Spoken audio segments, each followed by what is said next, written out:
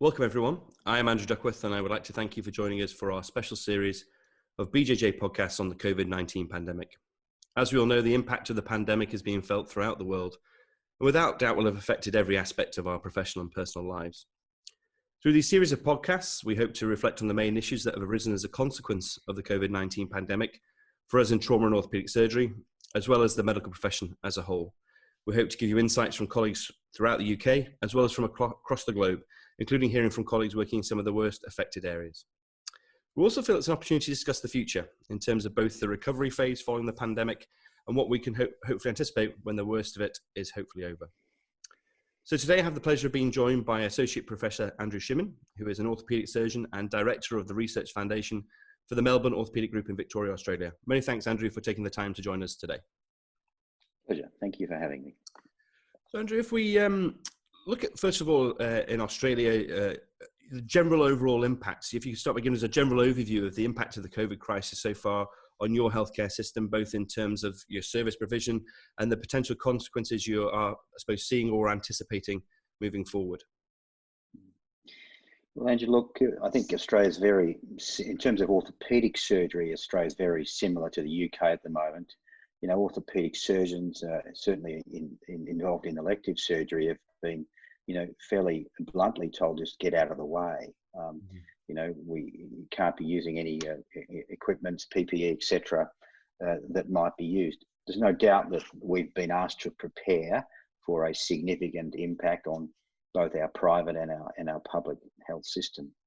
That said, we'll no doubt get to talk about some numbers. We have very small numbers of infected cases in Australia, fortunately, and these numbers seem to be dropping.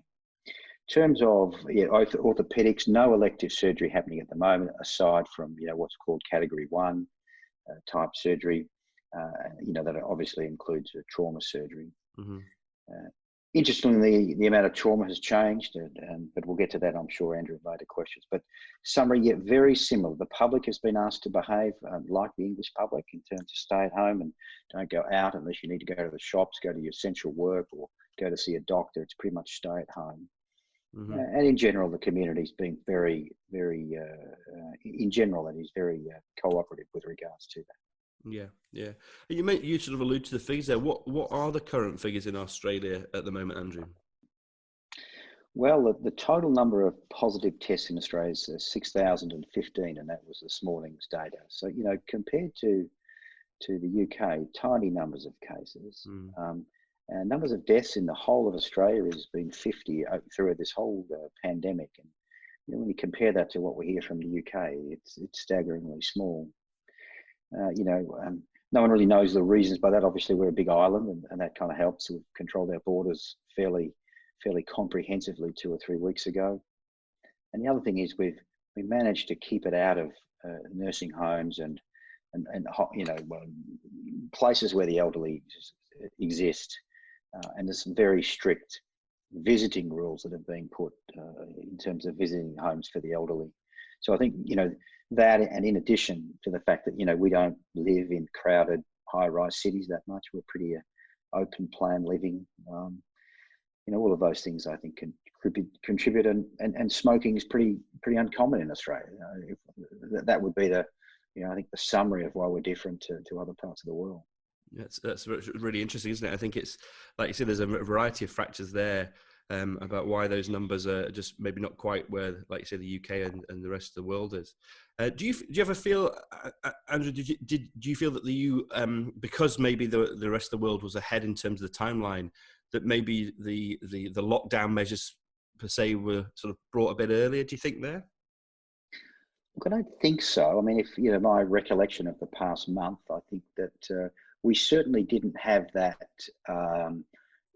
theoretical wish to go down the herd immunity concept, which I think we heard from the UK. We never had any of that. So we were probably, maybe if I recollect correctly, a little ahead in terms of lockdown. Mm-hmm.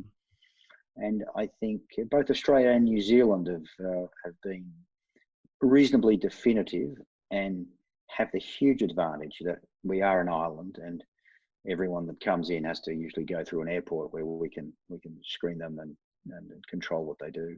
Sure. And we've had very effective contact tracing. I think that's a key in that, incredibly difficult to do in the UK, incredibly difficult to do in big US cities. But we've had I'd say very effective contact tracing. Yeah, absolutely. So you've sort of alluded, just moving on, Andrew, so you've talked about sort of orthopedic and trauma care. What do you feel has changed in terms of that care, both, I suppose, because obviously you have the private and public systems sort of working side by side there. What has changed in terms of service delivery? Particularly, you mentioned about how trauma care has changed.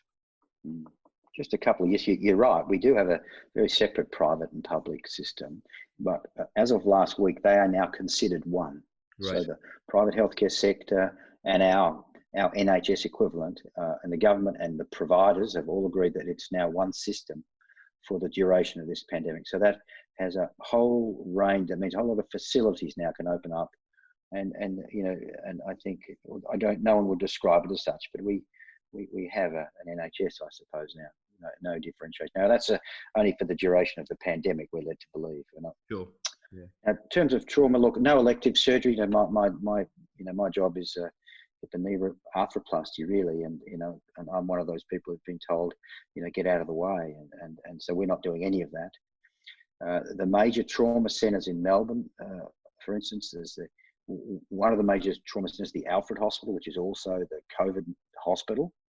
And there's been a lot less that the ambulance drivers are fairly reluctant, obviously, to take people there. And the Royal Melbourne, which is another, big trauma institution, they've noticed a decrease in road trauma, as you'd expect. Yeah. Rather sadly, over the last 2 weeks, they have noticed their most major trauma has come from people attempting suicide due to the consequences of the positions they're in. Yep. And also of interest is the other major increase in trauma at the Royal Melbourne Hospital is, tongue-in-cheek somewhat, but middle-aged men falling off the roof of their house while they're doing renovations while they're in lockdown. Yeah, no, absolutely. I think that's certainly something we are slowly seeing here, and certainly from our colleagues in Europe and in Italy have noticed that, unfortunately, people attempt to take their own life, and DIY injuries, as we call them, of the things that have just persisted. And obviously our neck of femur fractures have just continued to come no matter what. But in terms of, how about your clinic appointments? Has that changed? Are you still seeing people in clinic at all, or how have you worked that? Well, we've been encouraged. We've been encouraged to do lots of phone consults, or video consults, and it's certainly led to the rapid uptake of these remote, if you like, methods of consulting. Yeah. So I think, when we look past this in a year, when we're thinking about what do we learn from this, well, I think it's really hastened, telemedicine, however you want to call it. And I think that's going to be a really good thing. Australia's a big country, and we have people that often travel a long way to see us just for, sometimes it's a social call to see how they're going, or, and even people who have to travel 4 or 5 hours, we can now maybe review their wounds with some sort of telemedicine consult. So we're doing a lot more of that, but we're a little bit, our facilities need to improve there, and there's a lot of activity along those lines happening right as we speak. It's interesting, isn't it? Yeah, I think we're very much the same. You do wonder whether, even when the pandemic is over, whether there will be some adaptation of those systems, because they are developing quite quickly in terms of remote reviewing. Curiously enough, on that subject, though, many patients, we now have we have a large clinic. We have 15 surgeons in the clinic, and we have, strict social distancing rules. So we have the patients who will stay in their cars, and they'll get a text when it's their turn to come in. We have a large waiting room, which would normally accommodate, 50 people. And now there's only 4 people in it at one time, sitting far apart. We take the temperatures when they enter. So, with all those things, people, I think, if they do like the face-to-face consult, they still feel comfortable with that. Absolutely. And so there'll always be an element of that, I think. No, I totally agree. I agree.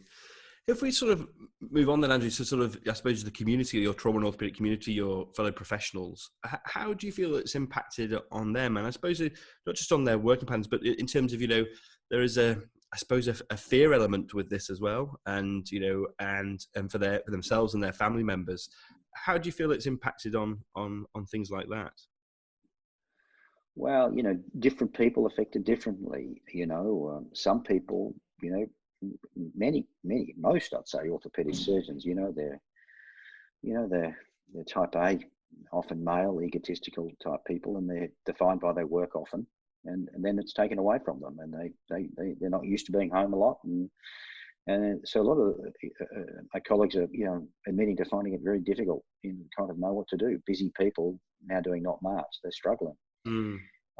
In terms of the younger people who are just starting practice, both publicly and privately, it's stressful. It's the young businessmen, effectively, and they have more, like everyone else, they have mortgages and stresses, and so they're feeling it like the rest of the community. That would be the summary. There's a great variety. We got the partner in my practice is over 70, and he's pretending nothing's happening. He's just kind of rolling on and ignoring what's going on. You know what I mean? And so everyone manages slightly differently. No, absolutely. I think that's certainly what we've seen here as well. And in terms of, I suppose, sort of protection for the profession, I suppose, in many ways, what's one theme through our podcast has been the availability of the protective equipment that's required when interacting with patients, and the concern that obviously in patients who are COVID positive. What's the situation in Australia currently with regards to protective equipment, and I suppose of the availability of testing as well for healthcare professionals? Okay. Taking the testing first, we've become and are a very high testing country per capita. I think there's two elements to the testing, as far as I can understand. One is the test itself and the technology associated with it. Another is the equipment, swabs, etc., to do that, and the PPEs for the staff to do these swabs safely.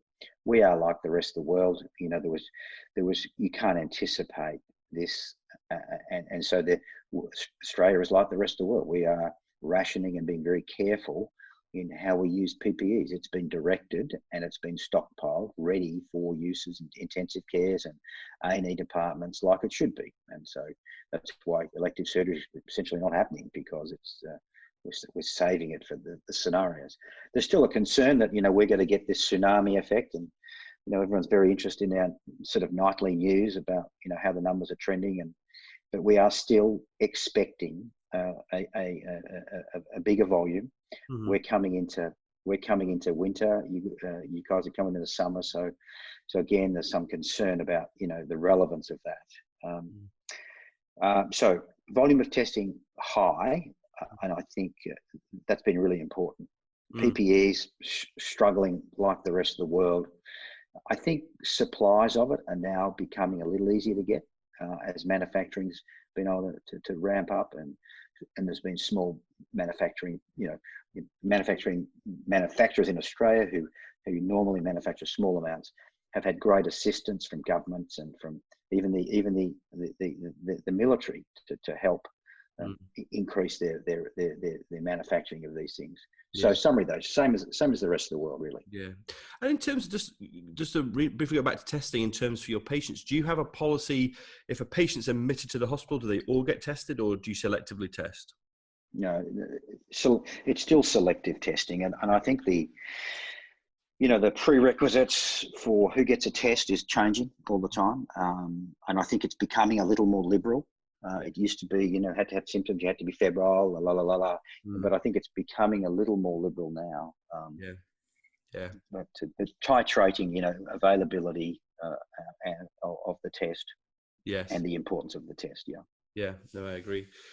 And in terms of finally, just talking about our colleagues, has there been any movement so far? Obviously, in the UK, some of our colleagues have been redeployed to other areas, and has that happened yet in Australia? And where do you think, if it did happen, where would we add most value? No, there's been no redeployment. No. There's strategies and plans for this to happen, but nothing's happened. As I said, our volume of sick people is not there yet, but there's certainly strategizing, and I think consultant orthopedic surgeons and the registrars are going to have to be prepared to take on the workload that what they would be doing, and probably the interns and the more junior doctors are going to be deployed somewhere else. So people are prepared for the fact that their work may change if we do get this sort of tsunami of cases. Yeah, no, absolutely, absolutely. So if we just move on then, Andrew, just briefly talk about, I mean, it's difficult to talk about research at a time like this. Obviously, there's a lot more pressing clinical issues, but it is important in terms of how have your research practices changed since the start of this? And certainly a lot of research has been very significantly either stopped or trimmed down here in the UK. And also a lot of efforts and money have been put into COVID research, which is obviously the right and sensible thing to do. But what has anything changed so far in Australia with regards to that? Oh, I think the relevance of it is taken its place. Yeah. Certainly clinical research with calling patients back for examinations, imaging, etc. That's quite appropriately gone to zero. I think it is a good opportunity, if you like, for fellows and registrars to put pen to paper but I think in terms of the actual activity of research, that's taken its appropriate place, which is in the background. Yeah, no, absolutely. And in terms of has there been any sort of thoughts about any COVID-related orthopedic research that you guys do? Obviously, like you say, your numbers are still small at the moment, but is there anything in particular you feel it would be quite an important thing to look at, I suppose, for the future as well? Look, I'm not aware of that. No. I'm not aware of that. I had a conversation today with a colleague, and there's some radiology practices here saying that there's some connection between corticosteroid injections into the joint and risk of COVID infections and managing it. Now, again, I'm not sure of the science behind that, but that's something of interest to orthopedic surgeons at this time, especially when you've got people who are waiting for elective hip and knee replacements who are really struggling, and you want to kind of help them out to get them over the line for as long as possible. So I think that's the only sort of area that we'd like to know more about immediately. It's interesting that, because obviously our current protocol, certainly where I work, is that all those steroid injections are currently stopped for that very reason. But like you say, it's difficult to know, and a lot of it's based on sort of I suppose theory rather than actual data. So I suppose just moving on finally then, Andrew, to the future, which I mean it's very difficult to predict, and if anybody could predict it, it'd be a crystal ball sort of moment, isn't it, really? But how do you see us moving forward? How do you see you moving forward in Australia in terms of how you think this will progress, I suppose, in the immediate future, and then in particular for your sort of specialty getting back on our feet, really, more than anything? Well, no one has the answer, and this is a very unusual situation where we can't go, well, last time this happened, this is what we did. Sure. We can't do that, and we're all struggling with that. Not, that said, I think, if we can get through this Easter period with the population, could I say, awfully behaving and following, the instruction, I would really hope that, we could get this to a manageable level. We could lose our fear that our hospital system's going to be overrun. And then I think the next challenge will be both in a social way, i.e., how do we let people out? How do we let the community out? Yeah. Can we have people over to our house for dinner, or can we restart sporting events, or when should we start elective surgery? That's going to be the challenge for the people who have unfortunately been elected by us, have now find themselves doing something that they were not prepared for and in some ways not qualified for, to make these decisions. And that's what we don't know, other than it's going to be a slow return. It won't be, 1st of May, all goes back to normal. I think that's pretty sure. And I think getting back to orthopedics and elective orthopedics, I would imagine that elective orthopedics will be one of the last things that comes back online. Yeah, no, I think you're very, very right with that. And I think, like you say, I think the fear certainly is that if obviously this break has been put on with the lockdown and social distancing, is if you take that off too soon, you'll just get the spike of cases that you've been trying to avoid. So I think that's right. Well, I think that's all we have time for, Andrew. But thank you so much for your superb comments and insights. And it's been really interesting to hear how you're all doing in Australia. And we really do appreciate you taking the time to join us. And obviously, we send our best wishes to you and your colleagues and their families through these difficult times. Thank you, Andrew. Thank you. And finally, as always, we'd also like to acknowledge and thank our many colleagues around the UK and across the globe for their ongoing, untiring contributions in the delivery of care to our patients during this pandemic. We at the Journal will continue to try and support you all in any way we can. Stay safe and thanks for listening.